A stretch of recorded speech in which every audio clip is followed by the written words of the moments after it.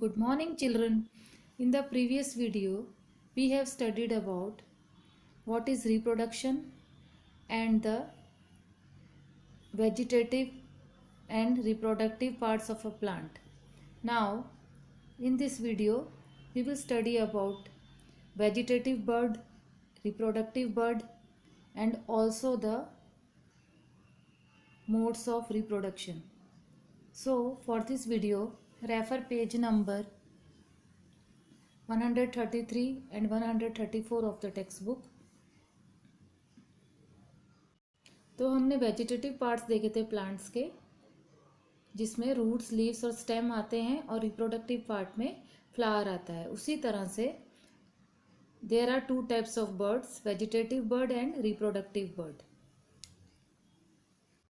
So a bud is a small pointed lump that appears on a plant and develops into a leaf or flower or shoot. तो जो bird होती है वो एक small lump जैसा रहता है प्लांट के अंदर, जिसमें से लीफ और फ्लावर और शूट ये उससे डेवलप होते हैं. तो इसमें आप देख सकते हैं वेजिटेटिव बर्ड किसे कहते हैं, जिसमें हमें स्टेम में से ब्रांचेस या शूट निकलता है, लीव्स निकलती हैं, वो वाला पार्ट. और लीव्स वाला पार्ट या जब फ्लावर आने से पहले जो बर्ड्स वाला जो आपका स्टेम के अंदर से जहाँ से ब्रांचेस निकलती हैं वो वाला पार्ट, देन जहाँ से लीव्स निकलती हैं, एंड देन जहाँ से शूट सिस्टम शुरू होता है. तो ये सारे पार्ट्स किस में आते हैं, ये इनको वेजिटेटिव बर्ड्स बोलते हैं. एंड रिप्रोडक्टिव बर्ड और फ्लावर बर्ड, जो रिप्रोडक्टिव बर्ड होता है वो उसमें जो फ्लावर का जो पार्ट होता है जहाँ से फ्लावर ग्रो करता है, तो उस पार्ट को हम बोलते हैं रिप्रोडक्टिव बर्ड. तो आप वेजिटेटिव बर्ड और रिप्रोडक्टिव बर्ड के डिफरेंस को अच्छे से समझ गए होंगे. मोड्स और methods of reproduction. There are several ways by which plants produce their offsprings. These are categorized into two types. First is asexual reproduction and second is sexual reproduction. तो ये जो मोड्स रहते हैं या मेथड्स रहते हैं reproduction के, वो टू टाइप्स में कैटेगराइज किए जाते हैं. ये हमारे पास बहुत सारे वेज हैं जिससे प्लांट अपने ऑफस्प्रिंग्स को प्रोड्यूस कर सकते हैं, मतलब उनके जैसे प्लांट्स को ग्रो कर सकते हैं, जिनको हम दो मेथड्स में कैटेगराइज करते हैं. एक को हम बोलते हैं एसेक्सुअल रिप्रोडक्शन और दूसरे को हम बोलते हैं sexual reproduction. Now asexual reproduction ये क्या होता है. In asexual reproduction new plants are obtained from existing plants without the production of seeds. तो इसमें आपको ये ध्यान से ये डेफिनेशन देखनी है कि एसेक्सुअल रिप्रोडक्शन में क्या होता है कि जो प्लांट्स दूसरे प्लांट्स को एग्जिस्ट करते हैं या ग्रो करते हैं वो सीड्स के बगैर करते हैं. उनमें उनको सीड्स से ग्रो नहीं किया जाता, वो उनके किस तरह के उन्हीं के किसी प्लांट के पार्ट से ही ग्रो होते हैं. तो वो मैं आगे आपको डिटेल में बताऊंगी. देन सेक्सुअल रिप्रोडक्शन में क्या होता है. In sexual reproduction new plants are obtained from seeds. और ये ऐसा रिप्रोडक्शन है जिसमें प्लांट्स ग्रो होता है तो वो सीड्स के थ्रू होता है, बीजों से होता है. तो सेक्सुअल रिप्रोडक्शन में आप देख सकते हैं सबसे पहले हमने क्या लिया, टमाटो देख रहे हैं आप, उसके जो सीड्स हैं उनको हमने सॉइल के अंदर लगाया, ग्रो किया, उनको सुखा कर. और अगर आप ऐसे भी डाल देंगे सॉइल के अंदर तो भी अगर वो सीड्स वाला पार्ट होगा तो उससे प्लांट ग्रो करेगा. उसके बाद प्लांट ग्रो होने के बाद उसके ऊपर रिप्रोडक्टिव बर्ड आए जिसको हम बोलते हैं फ्लावर. उसके बाद आप देख सकते हैं फ्लावर्स आए, फिर उसके फ्रूट्स बने, फ्रूट्स जो अभी कच्चा है. देन उसके बाद हमारा टमाटो का जो फ्रूट है वो ग्रो हुआ. और इसी तरह से ये ग्रो होने का सिस्टम विद सीड्स चलता रहता है. तो ये जिसमें सीड्स के थ्रू रिप्रोडक्शन होता है उसको हम बोलते हैं sexual reproduction. Asexual reproduction. In asexual reproduction, new plants are obtained from existing plants without the production of seeds. अब इसमें हम सबसे पहले asexual reproduction की डिटेल पढ़ेंगे, जिसमें मैंने आपको पहले भी बताया कि जो न्यू प्लांट्स एग्जिस्ट होते हैं वो सीड्स के बगैर एग्जिस्ट होते हैं, बिना सीड्स के ग्रो होते हैं। तो वो कैसे होते हैं वो हम देखेंगे। तो आप इस पिक्चर में देख सकते हैं मल्टीप्लिकेशन ऑफ प्लांट्स।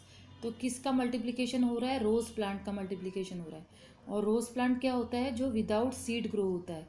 तो वो कैसे होता है उसके बारे में हम पढ़ते हैं आगे।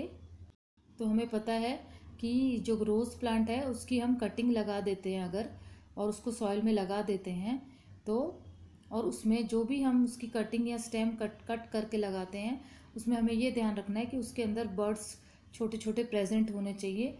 और फिर वही जो स्टेम हम लगाते हैं वो धीरे धीरे ग्रो करता है, और ग्रो करके वो रोज़ का प्लांट बन जाता है जिसमें रोज़ के फ्लावर्स आने लग जाते हैं, और इस तरह से ये मल्टीप्लाई होता जाता है। तो ये एसेक्सुअल रिप्रोडक्शन का एग्जाम्पल है। Asexual reproduction are of 4 types. तो इसमें 4 पार्ट्स होते हैं एसेक्सुअल रिप्रोडक्शन में। वेजिटेटिव प्रोपेगेशन, जिसके अंदर root, stem, leaves and birds आते हैं। Then budding, then fragmentation and spore formation. तो वन बाय वन हम इसके बारे में डिटेल में पढ़ेंगे। सो वेजिटेटिव प्रोपेगेशन क्या है? Reproduction through the vegetative parts of the plant is known as vegetative propagation. आपको पता है कि जो वेजिटेटिव पार्ट्स होते हैं प्लांट के, उनके थ्रू इसमें रिप्रोडक्शन होता है। लेकिन वो क्या होते हैं? रूट, स्टेम्स, लीव्स, बर्ड्स, ये सब क्या आते हैं? ये प्लांट्स के वेजिटेटिव पार्ट्स हैं। It is a type of asexual reproduction in which new plants are produced from roots, stems, leaves and birds. ये एक ऐसे टाइप का रिप्रोडक्शन है जिसमें जो न्यू प्लांट प्रोड्यूस होते हैं वो कैसे होते हैं? Through the roots. किसी भी प्लांट की हम रूट लेके उसको ग्रो कर सकते हैं, किसी प्लांट की स्टेम से ग्रो कर सकते हैं, किसी प्लांट की लीव्स लेके ग्रो कर सकते हैं, किसी की बर्ड्स के थ्रू हम प्लांट उगा सकते हैं। तो ये किसके थ्रू होता है? ये वेजिटेटिव प्रोपेगेशन में होता है। तो आप इसमें इस प्लांट वाले डायग्राम में देख सकते हैं कि जो स्टेम्स हैं, लीव्स हैं, रूट्स हैं एंड बर्ड्स हैं। तो इन सबको हम इस प्लांट में से लेके, इन प्लांट के पार्ट में से लेके हम एक न्यू प्लांट को ग्रो कर सकते हैं। New plant produce is exactly identical to the parent plant. और वो जो प्लांट ग्रो होता है, जिससे चाहे वो हम उसको स्टेम से ग्रो करें, उसकी किसी भी प्लांट की लीव से करें या रूट से करें या बर्ड से करें, वो बिल्कुल उसके जैसा सेम होता है। उसमें कोई भी चेंज नहीं होता है। तो सबसे पहले हम लेते हैं स्टेम। तो अगर हम रोज़ प्लांट की स्टेम की कटिंग करेंगे और उसको हमें स्टेम की कटिंग करके उसको लेना है, फिर आप देख सकते हैं वो स्टेम के साथ बर्ड भी, छोटे छोटे बर्ड्स होने भी ज़रूरी हैं। और उसके बाद आप देख सकते हैं कि एक रोज़ प्लांट इस तरह से ग्रो हो जाता है। Examples of stem cutting. किन प्लांट्स की हम स्टेम कटिंग करके उसको हम वैसे ही ग्रो कर सकते हैं? जैसे कि रोज़ है, ग्रेप्स है, देन शुगर केन है। तो उसकी स्टेम कटिंग से ही वो प्लांट्स ग्रो हो जाते हैं। Stem cutting with birds taken from a healthy plant. जो स्टेम कटिंग हमें करनी है वो हमें ध्यान रखना है कि वो हमें बर्ड्स उसमें प्रेजेंट होने चाहिए, तभी वो एक अच्छा हेल्दी प्लांट की फॉर्म में ग्रो कर सकता है। Cutting are then sown in soil and watered regularly. उसके बाद उसको सॉइल के अंदर लगाना है और उसके अंदर रेगुलर हमें पानी देना है। Cuttings give rise to new plants. और धीरे धीरे 4-5 महीने के अंदर अंदर वो अच्छे से ग्रो हो जाएगा। और ये अक्टूबर मंथ में हम करेंगे तो वो ये स्टेम कटिंग का ये उसमें बहुत अच्छे से ग्रो करता है। तो इसमें आप देख सकते हैं ये हमने कटिंग ली रोज़ प्लांट की, और उसके अंदर हमें आपको ये छोटे छोटे वो दिखाई दे रहे हैं स्टेम के अंदर। देन उसको हमने लगाया, लगाने के बाद वो इस तरह से बड़ा बड़ा हुआ, और उसके बाद उसके अंदर वो प्लांट के फॉर्म में चेंज हो गया।